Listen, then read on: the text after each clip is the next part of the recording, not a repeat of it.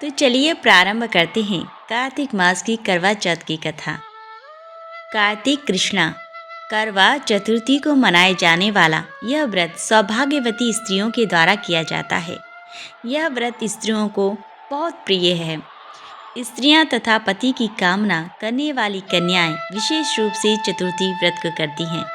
सौभाग्यवती स्त्रियां पति व पुत्र की दीर्घायु की मंगल कामना से यह व्रत करती हैं। यह व्रत स्त्रियों को सौभाग्य, उत्तम रूप और सुख देने वाला है। इस व्रत में शिव पार्वती, श्री कार्तिकेय, श्री गणेश जी, चौथ माता, चंद्रमा का विधि विधान से पूजन किया जाता है। तो चलिए जान लेते हैं करवा चौथ की पूजन विधि। इसके लिए आवश्यक सामग्रियाँ: एक मिट्टी का करवा, लाल कपड़ा, पैसा, बौर, काचरा, आंवला, पुष्प, मोगरी, चवले की फली, शक्कर इत्यादि। करवा लें जिसमें जल भरें, उसमें पैसे, बौर, काचरा, आंवला, पुष्प, मोगरी, चवले की फली आदि डाले जाते हैं। करवे पर शक्कर भर के कटोरी रखकर लाल कपड़े से उसका मुंह बांधा जाता है। लाल ब्लाउज पीस व पैसे भी उस पर रखें। एक बाजोट रखकर चौथ माता व गणेश जी की पातड़ी अथवा प्रतिमा रखकर शुद्ध जल से स्नान करवाएं। 13 टिकी काजल, मेहंदी व रोली की लगाकर गणेश जी व चौथ माता के भी टीकी लगाएं। मन में चौथ माता व गणेश जी का ध्यान करें। जोत कर गणेश जी और चौथ माता को हलवे का भोग लगाकर कहानी सुनी। चांद उंगली पर चांद को अग्र देकर सासू जी के पैर स्पर्श करके वायना देकर ससुर जी व पति देव के चरण स्पर्श करें और बाद में व्रत का पारण करें अर्थात भोजन ग्रहण करें। तो ये तो थी करवा चौथ की व्रत की विधि। तो चलिए अब प्रारंभ करते हैं करवा चौथ की कथा को। तो कथा इस प्रकार है। एक गांव में एक साहूकार के 7 बेटे और एक बेटी थी। सेठानी ने 7 बहुएं और बेटी सहित कार्तिक कृष्ण चौथ को करवा चौथ का व्रत किया। साहूकार की लड़की को उसके भाई बहुत प्यार करते थे। उसको साथ लेकर खाना खाते थे। भाइयों ने बहन को खाने के लिए बोला तो बहन भाइयों से बोली, भाई आज तो मेरे करवा चौथ का व्रत है, इसीलिए आज जब चांद उगेगा तब चांद के अग्र देकर ही खाऊंगी। भाइयों ने चांद उगने का इंतजार किया पर चांद नहीं दिखा। व्याकुल होकर उन्होंने एक उपाय सोचा कि ऐसे तो बहन भूखी रहेगी। इसीलिए एक भाई ने दीपक दिया, एक ने चलनी ली और पहाड़ी पर चढ़कर दीपक जलाकर चलनी लगा दी। दूसरे भाइयों ने संकेत मिलते ही बहन से कहा, बहन चांद दिख गया। तब बहन ने अपनी भाभियों से कहा, भाभी चांद दिख गया, चांद देख लो। तो भाभी बोली, ये तो आपका चांद है, हमारा चांद तो रात में दिखेगा। बहन ने अपने भाइयों पर विश्वास कर चांद को अग्र देकर खाना खाने बैठी। पहले गिलास में बाल आया, दूसरे गिलास खाने लगी तो ससुराल से बाई को लेने वाली आ गई और बोली, बेटा बहुत बीमार है, बहू को भेज दो। माँ ने जैसे ही कपड़े निकालने के लिए बक्सा खोला तो काले, नीले व सफ़ेद वस्त्र ही हाथ में आए। माँ ने एक सोने का सिक्का पल्ले में बांध कर दे दिया और बोली, रास्ते में सबके पांव छूती जाना, जो अमर सुहाग की आशीष दे उसे देना। सारे रास्ते पांव छूती गई पर किसी ने अमर सुहाग की आशीष ना दी।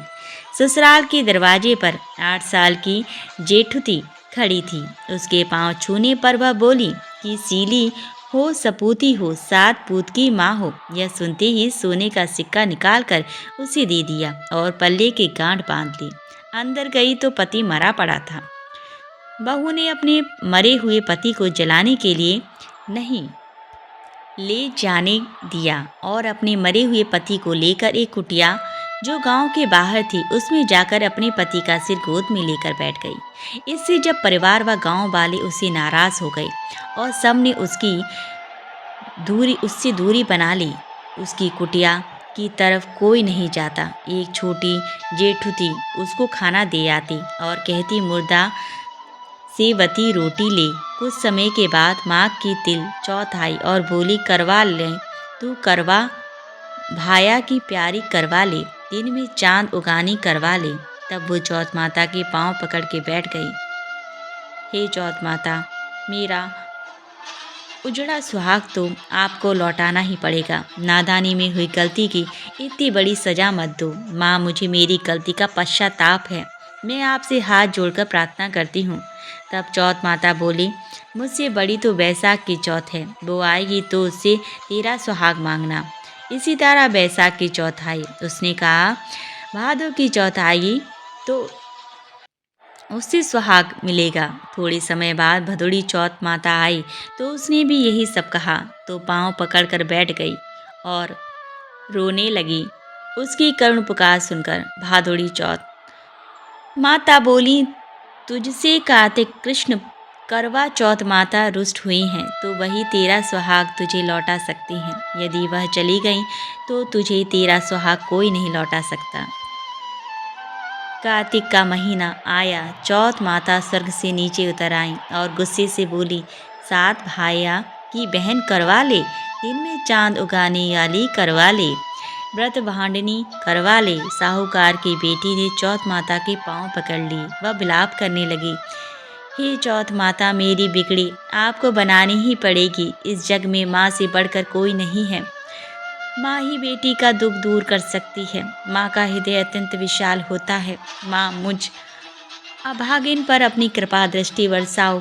चौथ माता उसकी सच्ची भक्ति व त्याग से प्रसन्न हो गई और उसे अखंड सौभाग्यवती का आशीर्वाद देते ही उसका पति जीवित हो गया और माँ अंतर्ध्यान हो गई। पति उठा और बोला, मुझे बहुत नींद आई। वह बोली, मुझे 12 महीने हो गए आपकी सेवा करते करते। चौथ माता ने सुहाग दिया है। जब जेठुती रोटी देने आई तो उसकी काकी की बात करने की आवाज़ आई तो घर जाकर बताया। सासू जी ने आकर देखा तो बहू व बेटा दोनों जिम रहे हैं। वह चौपड़ पासा खेल रहे हैं। सासू जी यह सब देखकर प्रसन्न होकर पूछने लगी, यह सब कैसे हुआ? तो बहू बोली, चौथ माता ने अखंड सौभाग्य का आशीष दी है। सब लोग चौथ माता का चमत्कार देख चौथ माता की जय जयकार करने लगे। चौथ माता का उद्यापन कर सारी नगरी में कहलवा दिया कि सब कोई चौथ माता का व्रत करो। 13 चौथ नहीं तो 4 चौथ नहीं तो 2 चौथ तो सबको करनी ही चाहिए। हे चौथ माता, जैसे अमर सुहाग साहूकार की बेटी को दिया वैसा सबको देना। सभी पर अपनी कृपा बनाए रखना। विधि विधान से कहानी कहने सुनने वालों पर, भक्तों पर सदैव अपनी कृपा बनाए रखना। बोलो चौथ माता की जय। इस कथा के बाद गणेश जी की कथा अवश्य सुननी चाहिए। श्री गणेश जी भगवान की कहानी। विष्णु भगवान लक्ष्मी जी का शुभ विवाह होने लगा। समस्त देवी देवता को बारात में जाने के लिए बुलाया गया तो गणेश जी भगवान को नहीं बुलाया। सोचा अच्छे नहीं लगेंगे। सुंड सुंडियाला, धुंधु धुंधाला, छाजले से कान, मोटा मस्तक वाला बारात में अच्छे नहीं लगेंगे। उनको घर की रखवाली को छोड़ जाते हैं। समस्त देवताओं के साथ गाजे बाजे से बारात रवाना हो गई। नारद मुनि ने गणेश जी को भड़का दिया कि आप अच्छे नहीं लगते, इसीलिए आपको लेकर नहीं गए। यह सुन गणेश जी ने अपने चूहों को भेजा। चूहों ने सारी धरती थोती कर दी। धरती थोती होते ही भगवान के रथ के पहिए धरती में धंस गए। सबने निकालने का प्रयास किया पर सफलता नहीं मिली। थककर हाथी को बुलाया। उसने आते ही हीरत को निकलते हुए बोला, जय बोलो गणेश जी भगवान की, और रथ का पहिया निकल गया। तब सब देवताओं ने पूछा, गणेश जी को क्यों याद किया? तब हाथी बोली, गणेश जी को सुमरे बिना कोई काम सिद्ध नहीं होता। तब सब सोचने लगे, हम तो गणेश जी को वहीं छोड़ आए। संदेश भेज गणेश जी को बुलवाया। सर्वप्रथम गणेश जी का रिद्धि सिद्धि से विवाह करवाया। फिर श्री भगवान विष्णु जी का विवाह लक्ष्मी जी के साथ करवाया। घटती हो पूरी करजो, कहता ना सुनता ना, म्यारा सारा परिवार पर अपनी कृपा रखना। हे गणेश जी भगवान, जैसे भगवान का कार्य सिद्ध किया वैसा सबको करना। बोलो गणेश महाराज की जय, बोलो तुलसी मैया की जय, बोलो भगवान विष्णु की जय, बोलो भगवान शिव शंकर माँ पार्वती की जय। तुलसी विवाह कथा। पौराणिक कथा के अनुसार प्राचीन काल में एक राक्षस था जिसका नाम जालंधर था। वह बहुत ही शक्तिशाली था। उसे हरा पाना किसी के लिए भी संभव नहीं था। उसके शक्तिशाली होने का कारण था उसकी पत्नी वृंदा। दरअसल उसकी पत्नी बहुत ही पतिव्रता थी। उसके प्रभाव से जालंधर को कोई भी परास्त नहीं कर पाता था। धीरे धीरे उसके उपद्रव के कारण देवतागण परेशान होने लगे। तब सभी देवतागण मिलकर भगवान विष्णु के पास पहुँचे और उन्होंने सारी व्यथा सुनाई। इसके बाद समाधान यह निकला कि क्यों न वृंदा के अस्तित्व को ही नष्ट कर दिया जाए। तब भगवान विष्णु ऋषि का वेश धारण कर वृंदा के पास जा पहुँचे। भगवान के साथ दो मायावी राक्षस भी थे जिन्हें देखकर वृंदा भयभीत हो गई। ऋषि ने वृंदा के सामने दोनों को भस्म कर दिया। इसके बाद वृंदा ने अपने पति के बारे में पूछा जो कैलाश पर्वत पर भगवान शिव के साथ युद्ध कर रहा था। ऋषि ने अपनी माया से दो बानर को प्रकट किया। एक बानर के हाथ में जालंधर का सिर था और दूसरे के हाथ में उसका धड़। अपने पति की ऐसी स्थिति को देखकर वृंदा मूर्छित हो गई। जब वो होश में आई जो उसने ऋषि से विनती की वह उसके पति को जिंदा कर दे। इसके बाद भगवान विष्णु ने अपनी माया से जालंधर का सिर फिर से धड़ से जोड़ दिया, लेकिन वह साथ ही उसी शरीर में प्रवेश कर गई। वृंदा को भगवान के इस छल का जरा सा भी पता नहीं चला। जालंधर बने भगवान के साथ वृंदा पतिव्रता का व्यवहार करने लगी। उससे उसका सतीत्व भंग हो गया और ऐसा होते ही वृंदा का पति युद्ध हार गया। इन सब के बारे में जब वृंदा को पता चला तो उसने क्रोध में आकर उसने भगवान विष्णु को हृदयहीन शिला होने का श्राप दे दिया। अपने भक्त की श्राप को भगवान विष्णु ने स्वीकार कर लिया और शालग्राम पत्थर बन गए। सृष्टि के पालनकर्ता के पत्थर बन जाने से ब्रह्मांड में असंतुलन हो गया। इसके बाद सभी देवताओं ने वृंदा से प्रार्थना की वह जल्दी ही भगवान विष्णु को श्राप मुक्त कर दें। इसके बाद वृंदा ने भगवान विष्णु को तो श्राप मुक्त कर दिया, लेकिन उसने खुद आत्मदाह कर लिया। जहाँ वृंदा भस्म हुई वहाँ तुलसी का पौधा उग गया।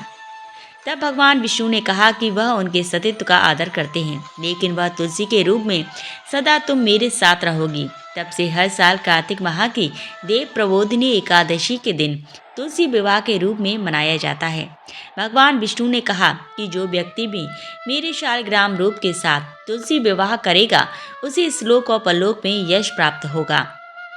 ऐसा कहा जाता है कि जिस घर में तुलसी मौजूद होती हैं वहाँ यम के दूत असमय नहीं जा सकते। मृत्यु के समय जिसके प्राण मंजली रहित तुलसी और गंगा जल मुख में डालकर निकलते हैं वह पापों से मुक्त हो जाता है और वैकुंठ धाम को प्राप्त होता है। बोलो तुलसी मैया की जय।